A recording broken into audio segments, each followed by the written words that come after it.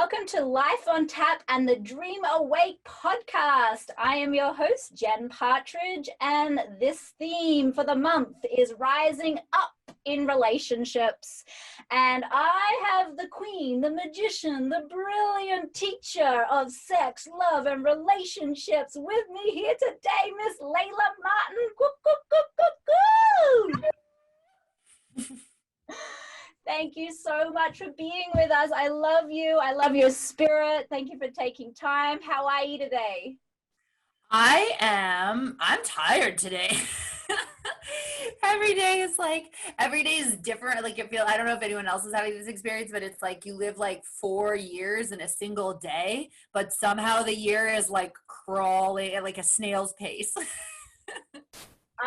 You know what I love most about you, and I was going to say it in the intro, but now it's happening right now, which is I love your authenticity. I love how truthful, how real you are, and how courageous you are in sharing that truth. So tiredness and all, we love you. You're totally welcome. Thanks, Jen. Yeah, I made myself oh God, there's glitter in it. I made myself a matcha latte because I was like, I'm going to get through this podcast. I'm going to do it with the grace and support of this matcha latte. And now, because we were laughing right before we started this, because you were like, you have glitter on your eyes. And I was like, I have it actually in my eye. My eye is really itching. And we were talking about how committed I am to glitter, even though it gets inside of my body in uncomfortable ways and ways that like don't feel good. And then I like look down into my matcha latte and there's like the biggest piece. It's not even like a tiny piece of glitter. It's like a giant piece of glitter. I love glitter. It's just a symbol of the sparkle that you bring, my love. Even when you're tired, you're sparkly. So thank you just for being you. It's so beautiful. Yes, I'm so happy to dive into this topic. So the topic being rising up in relationships. I know that you have been in a devoted, delicious relationship for 7 years. You both really have brought this work into the world, and you're someone that I've always looked to as that courageous priestess that's willing to talk about anything, even if it sounds taboo, and you're going to bring joy and love to it and make it sound really fun while also being delicious and sassy. So thank you for that. And I would love to really just start at the base level. Can you just describe what is sexual energy? Why do we have it? What is it? Yeah. So, I mean, to understand sexual energy, basically human bodies have energy. There's a kind of energetic field inside of us, and some people are sensitive to it, some people don't feel it yet in their lives or haven't really worked on it. So sexual energy is just the sexualized form of that energy. So like people talk about auras, or people talk about like that person had like good vibes or bad vibes, like we pick up on it.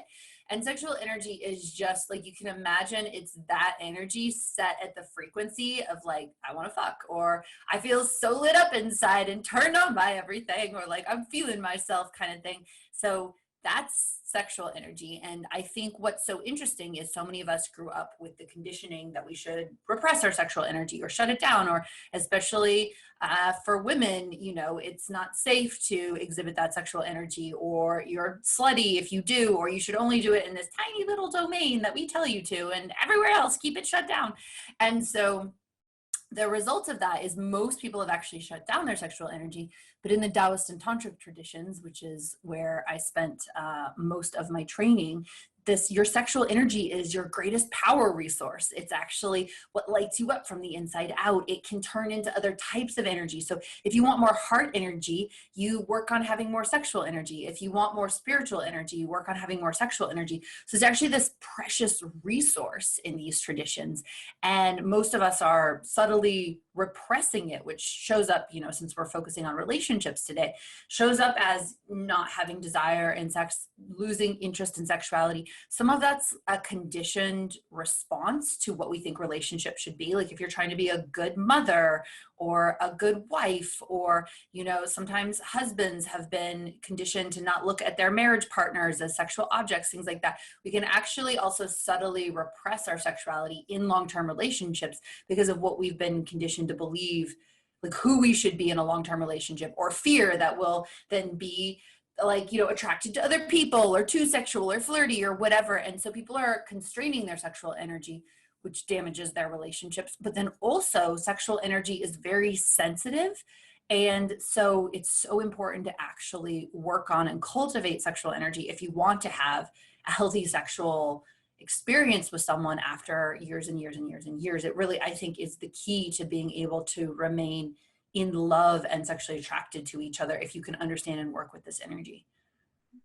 And why would you say, really, you touched in on it about, we start to play these roles in relationship, and those roles may not have, you know, that sassy girl that you just met at the club tonight energy, and people tend to go into those roles based on what tradition has told us. How do you support couples or individuals in relationship to break through what might be like creating a stale energy? Yeah, so a couple of different things. One is being able to fuse an identity with being a sexual being. So what happens a lot of the time is we've gotten these messages like a mother is not also a sexual being, or a wife or good husband is also not a sexual being, or only a sexual being in these like very limited contexts. Or, you know, if I'm in love with someone, a lot of us can identify with like, I usually am sexually attracted to the people that are the worst or most toxic for me and that I don't actually love. And once I fall in love with someone, I don't want to have sex with them. So like, there's also this like, you know, finding these patterns, discovering these patterns in ourselves and finding how can you fuse an identity. So I work predominantly with women in my brand, but not always. And so there's a lot of how can I fuse like my identity and experience as a mother with also being, you know, a wild sexual siren with my partner, and how can I fuse this idea of being in a marriage and or even getting older, right, and still feel super sexual and super alive. So it's actually a deeper process of fusing those identities and feeling them coexist within us, and doing the healing of where we've felt unsafe to experience those identities together, or where we've been taught that something bad will happen to us if we experience them together, and processing that fear, that emotional baggage, coming into the fused energy. And the other thing that I train people to do is to have a sexual self-practice, because most of the time we think of our sexuality only in terms of with our partner, or sometimes with shame around masturbation. It's like my sexuality that I should be having if I'm in a relationship is only with my partner. And if I'm masturbating, like that's the thing I sort of do on the side or in secret, or would feel like kind of like horrified. I actually had a big moment today because I was in the bedroom getting ready for, I taught a High Priestess of Sexuality class to my membership today. And so I was like going through the practice ahead of time, and Andrew literally was trying to get into the bedroom, and I was like, oh, he'll just give up because the door's locked. And I just told him that I was going to do my practice ahead of time. And he came around to the glass window, and I literally I was like glass dildo inside doing a sacred sexuality practice, and I felt zero shame. And I actually don't think maybe up until yesterday, I don't think I would have felt zero shame. I was like, bitch, what are you doing? I told you I was doing my ritual. Wow. I need my That's wallet so I can buy liberation. coffee. Wow. And in your own life, how often are you doing these types of rituals for yourself? Do you have a regular practice yourself, and what does that look like? Yes. So kind of on that thread of like, you know, what do I encourage people to do? It's like having a pleasure practice that's your own, where you relate to your own sexuality, you understand your own sexual energy, and in some ways you actually train your sexuality so that you're super ready to meet your partner. So what a pleasure practice is basically taking like 20 to 30 minutes, maybe once a week, maybe once a month, if you're going hardcore, maybe like 3 times a week, and you basically self-pleasure.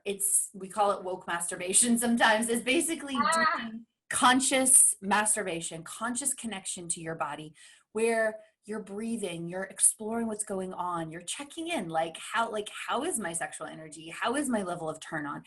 And the reason I love this is when you get to your relationship and you don't have desire, or you feel even disgusted by your partner, or you feel like maybe you're with the wrong person, or you feel not that turned on, if you haven't spent the time connecting with your own body, it's so hard to accept those pieces and to put them into context. So once you're with your partner and you feel those things, the only thing that most people know how to do, and what I used to do before I had a pleasure practice, is just be like, I'm not supposed to be feeling this, shut down. And once it's shut down, you've lost the ability to A, flow, and B, feel much deeper pleasure, because you're basically telling your body, I can't feel what's here. So the response for your body is usually numbness. And if you do that long enough, it's usually, I don't want sex at all, or I don't even want to be with this partner. Whereas I find when you have a pleasure practice, you can tune in to why things are happening. Like, why do I not feel desire right now? When you're on your own, you can be more curious about it instead of like, oh my God, I don't feel desire right now. This is going to be terrible sex, or like everything's over between it. Like your mind can just go so far. When I'm by myself and I'm like, oh, why don't I feel desire right now? I can be like, am I working crazy hard? Because when I'm working really hard and I have a lot of responsibility, it tramples my sexual desire. I can be like, is there something coming up for me? Like maybe I've been working on something in coaching recently and like fear is coming up. That was true for me a couple of months ago. I was doing a lot of inner child work around intimacy wounds and my childhood and stuff like that. So I was less interested in sex because I was having all this like really sensitive material come up. Or I might be in a pleasure practice and I feel like, oh, I feel kind of repulsed by Andrew, like what's up with that? And for me, I experienced sexual abuse in childhood. And so it's always important for me to be like, what's up, And for me, in this pleasure practice, I can actually feel inside and say, like that's my projection against my life partner, which was forged in these terrible experiences. So I'll go through these cycles of rejection or disgust or whatever.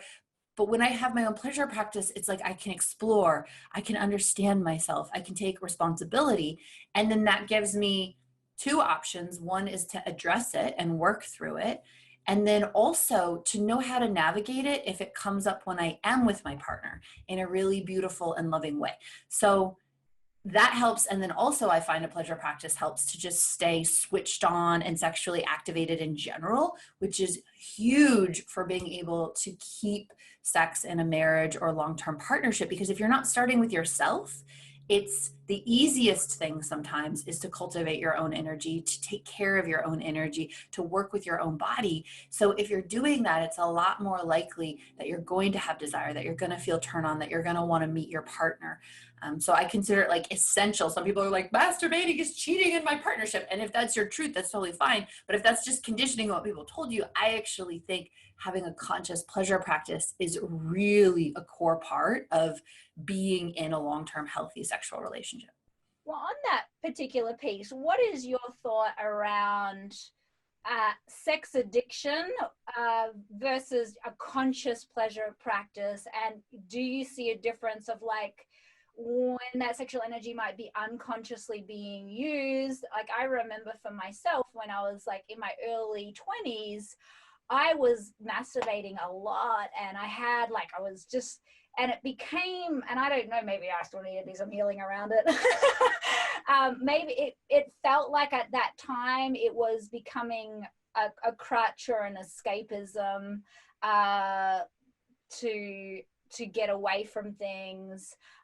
Also like an addiction to a dildo and things like that, or people might have addiction to porn, and they're having some type of pleasure practice, but it may not be consciously serving them. Can you speak into that at all?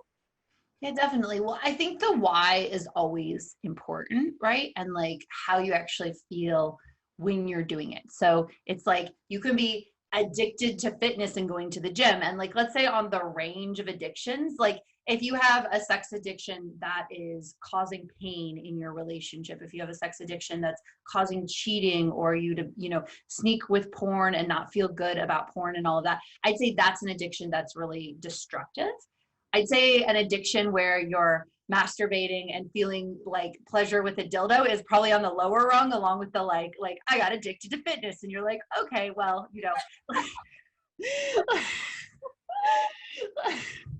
like that. It's on the lower rung of like destructive addictions. However, it's true that people can use sexuality as escapism, or they can use it in a way that doesn't serve them or their higher purpose. So the idea with a pleasure practice and having this kind of connection to your sexuality is that you're cultivating the kind of sexuality, the feelings, the relationship to your body, the experience that you want to share with your partner. So the idea is like, as you're doing this kind of masturbation, you're connecting to breath work. You're using different practices to explore yourself. You're showing up really present in the experience, and you're learning along the way. So it's kind of the equivalent of like food in a way. Like you can be addicted to, I don't know, something that's probably really unhealthy if you eat it all the time, like deep fried chicken, if that's like the only thing that you're eating in your life. Whereas people are like, I'm addicted to salad, and you're like, that's okay. So it's the same thing when you are being sexual. You can experience your sexuality and your sexual energy in a way that's akin to eating organic food or salad. Like it's deeply healthy, it's deeply nourishing, it's deeply activating. Like you might eat too much salad, but that's okay. Whereas if it's the kind of sexuality where, yes, you're watching porn and you don't feel good about it, or you're watching porn and it's breaking an agreement that you have with your partner, or it's a type of porn where you just like, it's not something you would want to be experiencing in your everyday life. Or if you're doing it habitually to escape, like you're saying, the idea is similar to eating as well, is like, are you eating to avoid feeling, or are you eating in a present, connected way where you have this deep relationship to your food? And in that sense, you're kind of changing the entire experience into one of more mindfulness and more connection. Beautiful. Really nicely shared. Love that. What types of rituals do you recommend for couples to do if they are in a disconnection together? So I'm a really big fan of having practices that are erotically connecting, but don't require or have pressure on sexual intercourse. And so what I mean by that is a practice that like leaves the door open. If you do want to end up having penetrative sex, fine, but there's no pressure at all. But the experience opens some kind of sexuality. So on the more like gentle version of this, it's like, you know, doing breath work and breathing in and out of your pelvis while you look at each other, like even just 5 minutes of that, right? You can learn so much about your sexual connection. You can do things like 5 senses ritual, where you blindfold each other, you take turns, and you do touch and feed each other and smell things and whisper beautiful things into each other's ears, right? And the idea is that those kinds of exercises connect you and allow you to explore what's there. And then you can go all the way to something like a pussy or a penis massage, which again, we always want it to be consensual. Like if you're receiving a pussy massage, you're always checking in, like, does this feel good? You can always stop it at any time. Do I want fingers inside of me? Yes or no? So I think that should always be built into the conversation. But when you can explore your erotic connection and your sexual energy together as a couple, it takes this edge off of like, it always has to go towards physical sex. And like, we can explore each other and often uncover what's underneath, like what's really going on if we've lost desire, we don't feel that much attraction to each other. With me and Andrew, it's always a combination over the 7 years so far. It's always one of two things. We're in fear and terror, something usually related to childhood, something's coming up in terror around our love, and it's unconscious, unexpressed, and unexamined. And so it's creating numbness, distance, resistance. I even mentioned disgust. Or we're just personally exhausted, going through a lot in our personal lives, and it sapped us. And or we're like cyclical as a couple too. So couples go in cycles. You've got spring, summer, fall, winter. Spring, you're like really crazy about each other. You want each other so much. In summer, you're having like the best sex ever. You're like doing amazing things together. You feel so happy. Fall is this time for healing, for integration, for gratitude, for reflection, for actually usually going in and doing some deeper work on your relationship, your communication, your sexuality, time for healing. And then winter, you're actually less interested in each other. You're more like separate. You have a, like almost like if the spring and summer brings you really close together, the fall and winter, you're like drifting apart again. What happens though is a lot of couples won't accept fall and winter, and they judge themselves really harshly. They push themselves through it. They don't do the healing that's available in fall, and then they get stuck in winter and don't do gentle, nourishing practices to bring them back together for spring. So in winter, when you're not really attracted to each other, you're actually a little bit repelled with each other. If you force yourself to have sex with your partner, you will end up being disgusted by your partner or totally shut down or losing interest in sex. If, on the other hand, in winter, you don't do anything with your partner, you risk drifting too far apart and losing your connection to one another. So in winter, doing these more gentle erotic practices or connection exercises that aren't like intercourse based helps you keep your energies connected so you can blossom again into spring on the other side of it. That's beautiful. Oh my gosh. I just invented the sex seasons. Love it. That's beautiful. And so on the topic of winter, because everyone loves, spring and summer, it's super exciting. What happens if you are working with a client or someone that's come to you and they're stuck in winter for a really long time? Do you feel like, because I know a lot of what you speak of is, the grass is greenest where you water it, right? So it's like release the fantasy, the fairy tale that's in the Hollywood movies and recognize that it's a gift for your evolution. And then there becomes a choice, which I know you've had many times, even in your relationship, and you've spoken publicly about, there've been edges where you're like, maybe like this is it. And then you push through. Last week.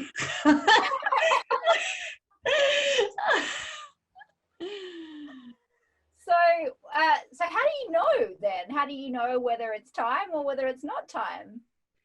Yes. So this is a really great question. And it's something that I have had a specific personal relationship to very much because of the way that my abuse trauma and my intimacy fears have shown up in my life is very much feeling numb and disconnected. So in my whole life, the thing I battle with is like, do I even love this person? Is this the right person? And having a really hard time trusting myself. So everybody is different in how your body shows up. That's the thing. Everyone's always like, trust your body. And I'm like, yeah, but my body got conditioned under horrific circumstances. So it doesn't always know like the higher truth, the deeper truth. Sometimes it only knows the terror of getting hurt again or the fear of being in partnership. So it's shutting down. So I've had to navigate this a lot and teeter on the edge with Andrew a lot of like, is this my person? Is this not my person? Now, the thing that has always helped me get through is having a much deeper listening. And Annie Lala helped me with this a lot. She's a brilliant love coach when I was really lost, which is exactly as you've mentioned earlier. So many of us believe that long-term relationship is like a fairy tale. And if you don't love your partner and you're not really attracted to your partner all the time, then there's something wrong. And pretty much everyone in long-term relationship knows that true love, even in the best relationships, is every color of the rainbow. And sometimes you feel really distant from your partner. Sometimes you feel like you don't even want to be with your partner. Some of us have fall in love with some random person and later we're like, oh my God, that you could do all kinds of crazy things in relationship. It includes hate, it includes love, it includes beautiful sexual experiences, it includes doubting the rightness of your partnership. And every partnership is different. Every once in a while I come across people who are like, we've just known for 30 straight years that we were each other's soulmate and everything's been perfect. And I've met like 2 of those couples out of the literally hundreds of thousands. So it's very rare that can happen. There's no one size fits all. But the biggest thing that I came to was this deeper listening of, do I feel an alignment in being here? Like I almost have to meditate and listen super deep to a truth that goes beyond my conditioning, a truth that goes beyond my story. Like, am I meant to be with this person right now? It doesn't matter what's happening. It doesn't matter how I feel. am I meant to be with them? And usually with someone that like it's really life partner material, you will feel that you cannot leave them until it's over. And that has to be paired with, because obviously that can also happen in codependent or abusive situations, paired with the second piece, which is, am I becoming the person I feel like I'm meant to be through this partnership? So even if it's painful right now, do I feel like the overall alchemy is turning me into the person that I most want to be? And that's tricky too, right? Because sometimes in my partnership with Andrew, like I was like, oh, like, you know, any other man could make me feel like a goddess and a queen, and you're making me blah, blah, blah. But in the long run, I have blossomed into a goddess and queen through being with Andrew. So like in discrete moments, am I always becoming my highest self because I'm with Andrew? No. But over the long term, can I see, am I blossoming into the woman I always long to be, my highest self, my more powerful self? Yes, that's very clear to me. And it's clear to me with Andrew as well, even though in the, you know, people, we're not talking about perfectionism, like because of my abuse, I could emasculate Andrew. I could make him feel unconfident sometimes. I could make him feel unworthy. Andrew sometimes couldn't fully choose me, so he would make me feel insecure. It's not like we just bloomed into our highest selves. But as you look at us, and anyone who knows us over time could say, together they're growing in a direction of blossoming. Together they're growing in a direction of becoming their higher selves. So that combined with this deep sense of like, sometimes like I literally have to go and meditate. I have to go be in nature by myself. I have to have those like come to Jesus or like come to like Lakshmi moments inside of me of just like Layla, be totally fucking honest with yourself. Is it a yes or a no? And like it had to come from somewhere so deep within, because I think true partnership is more of a dharmic calling than it is a nice feeling.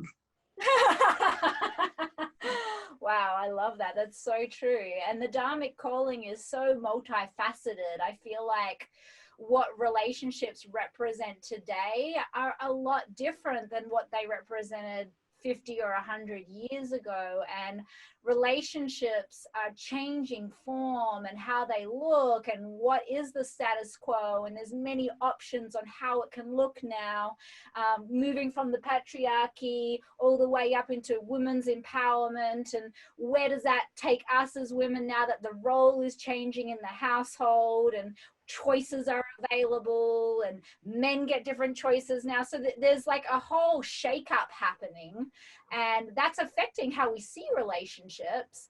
What is your opinion on where we're going in relationship?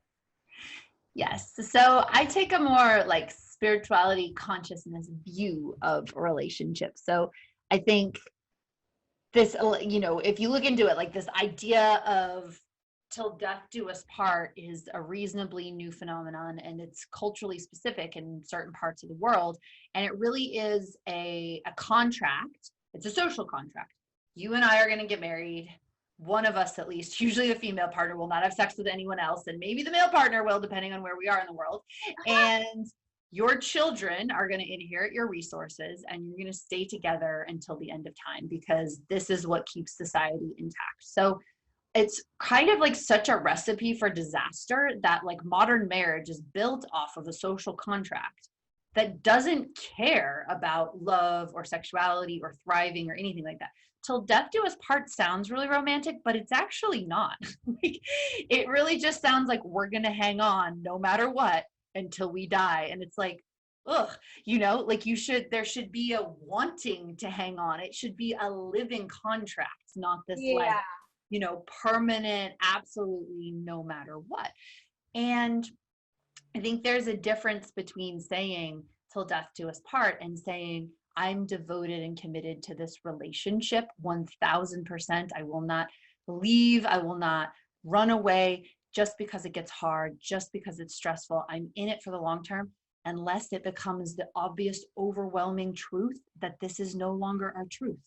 You and me, right? And I think that's actually the contract we're all making, but we don't usually articulate it, because everyone knows that if you both get to the point 10, 15, 20 years from now that this is not your truth to be together, then you're going to leave, right? Nobody's actually saying, and I hope they wouldn't say, you know, even if I got like my soul was telling me and the universe was telling me, and we looked into each other's eyes and it was really clear that we weren't meant to be together, it would still be till death do us part. You know, like that's not how any of us feel, but we're not really articulating it. And then as a result, sometimes we get lazy with our relationships and we don't take care of them because, you know what, you care for something a lot more if you feel like it's precious and it could end. And so I think there's something to that, but that this institution that was built off a social contract, and then we got all these fairy tales that you're supposed to be madly in love and you're supposed to be happy all the time, you're supposed to have this great sex life, and the reality of a social contract when it collides with that fairy tale, I think is why divorce is so high. I think it's why people end up feeling so much shame. Like you and I, who I know your relationship, you have a fantastic relationship. I have a fantastic relationship. We don't have perfect relationships. We have human relationships. And I look to your relationship as a model in the community. People look up to you. You're incredible in partnership. There's so much amazing about your relationship and so much amazing about my relationship. And it's hard a lot of the time. It's not a fairy tale. It's not a constant, just like blissed out experience. So I feel like we have to work our way out of that narrative into something much more real. And the thing that feels way more real to me now is that relationship is an alchemical container to become your highest realized spiritual self and or expression of yourself if your life isn't like an overt spiritual journey in this lifetime.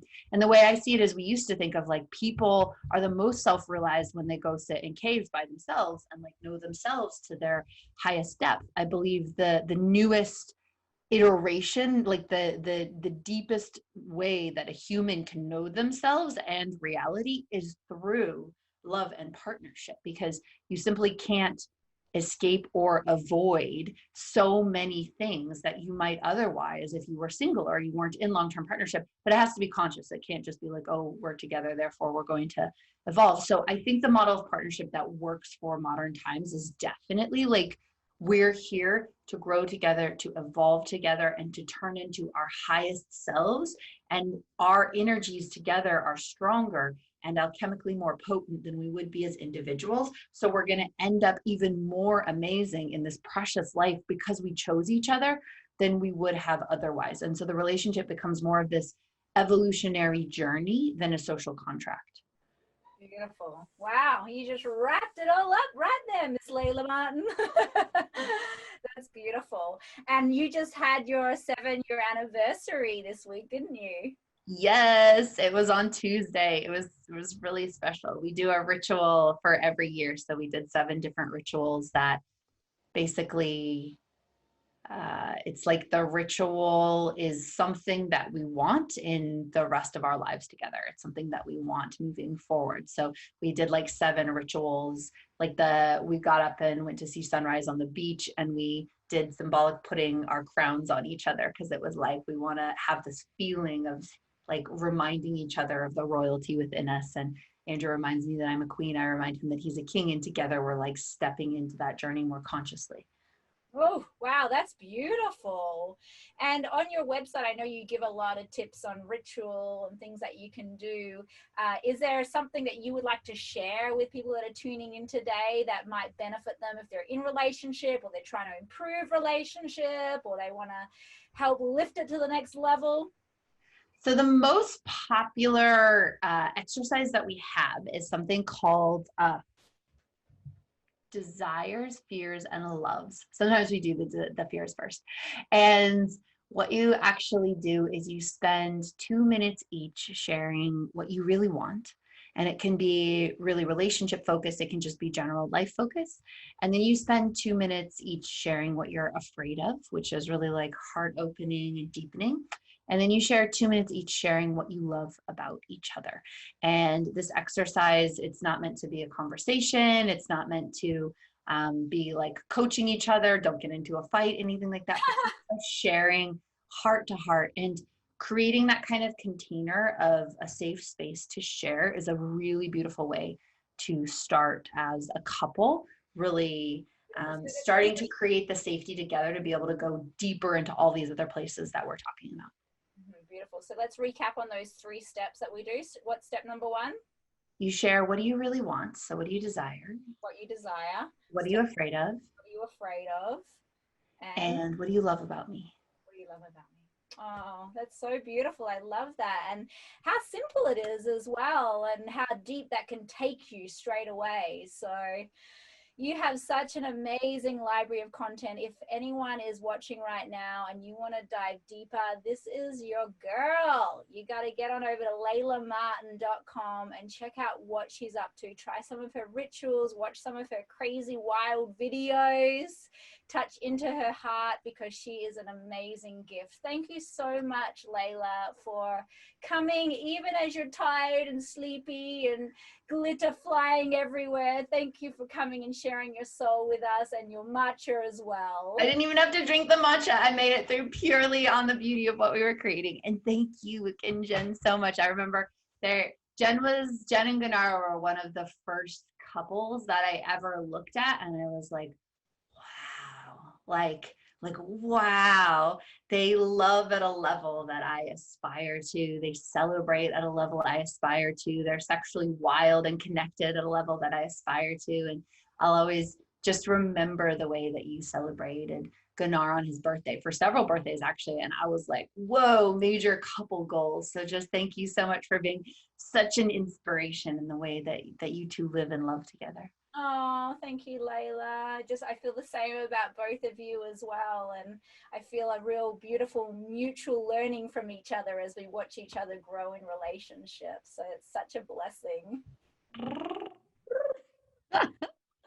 All right, my love. Well, thank you for joining us. Thank you for tuning in. If you're on the Dream Awake podcast and you want to see the video version of this, you can head over to our membership community, Life on Tap.